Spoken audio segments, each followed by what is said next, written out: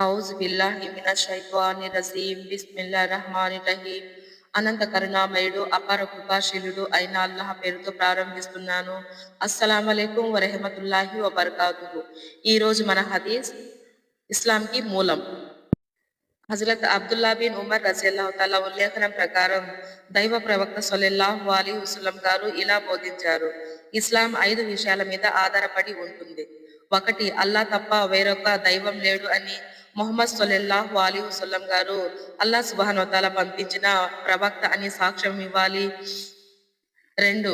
నమాజ్ను స్థాపించడం. 3. జకాత్ ఇవ్వడం. 4. హజ్ యాత్ర చేయడం. 5. రంజానుల్ ముబారక్ మాసంలో రోజాలు పఠించడం. బుఖారి కితాబుల్ ఈమాన్. వివరణ: ఈ సృష్టిని మొత్తం సృష్టించినది అల్లా ఒక్కడే.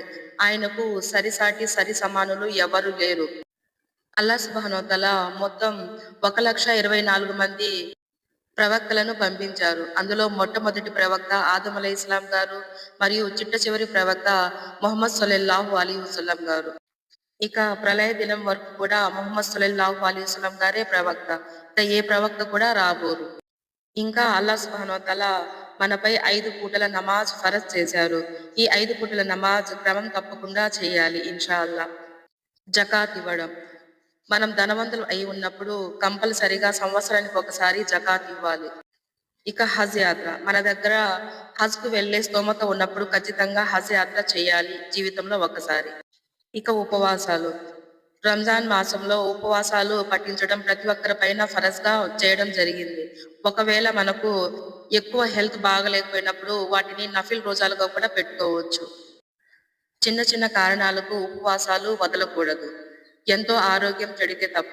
అవి కూడా తర్వాత నఫిల్ రోజాలుగా మనం పెట్టాలి. ఉపవాసాలు ఉండడం వలన మన శరీరానికి ఎంతో మేలు జరుగుతుంది. చాలా మంది ముస్లిమ్స్‌గా ఉంటారు కానీ ఇస్లాం గురించి తెలియదు. అల్లా సుబ్హానహు వ తఆలా అలాంటి వారికి మరి నాకు ఇస్లాం గురించి పూర్తి అవగాహన చేసుకునే హిదాయత్ ఇవ్వుగాక. ఆమీన్ యా రబ్బుల్ ఆలమీన్. అస్సలాము అలైకుం వరహమతుల్లాహి వబర్కాతుహు.